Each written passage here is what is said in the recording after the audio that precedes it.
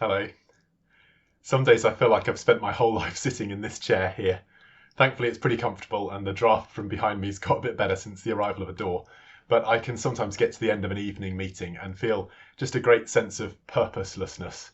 I've not moved from the chair all day, and Caroline's been known to boot the kids out of the house during lunchtimes and break times just to stretch their legs and get them off screens, and she's done that to me more than once too. But sometimes it feels like Groundhog Day, if you know the film, just a repeat of the same day in the same place. Some days I feel that all I really need to do in this season is just to stand. So many scriptures point to God being our rock or our anchor in times of trouble and call us just simply to stand firm. But on the other hand, I frequently get excited about what changes this period is bringing about. So it might be easier to limit climate change after such a huge reduction in travel. There seems to be a fresh sort of spiritual thirst in many people in our nation. People are realizing again the importance of physical presence and face-to-face contact in a world that was becoming increasingly digital. Churches have been forced to stop, to innovate, and hopefully to think about how to continue after lockdown. So, as is so often the case with the Lord, there's a both and. We need to be both grounded, that is to stand firm, but there's also a call to grow, to move forward with God. So, I wonder what those look like for you. When God created us, he gave us a body, a mind, and a spirit, and he cares for all three. Physically, my grounding is, I get out for walks with friends. It's been really good for me. I suspect it's the same for you. In honesty, I'm not really growing. I'm not stretching myself physically at all. Probably isn't the best thing for me. I could probably do with actually growing on that and pushing forward a bit more in that regard. I'd love to hear what's working for others in that regard. I'm not a fan of Joe Wick's morning workouts. It doesn't work for me.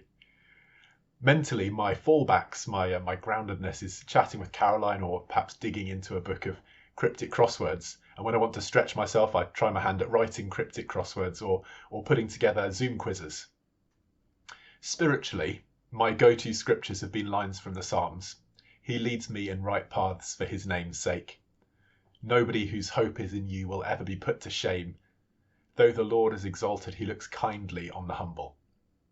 His anger lasts a day, but his favour lasts a lifetime.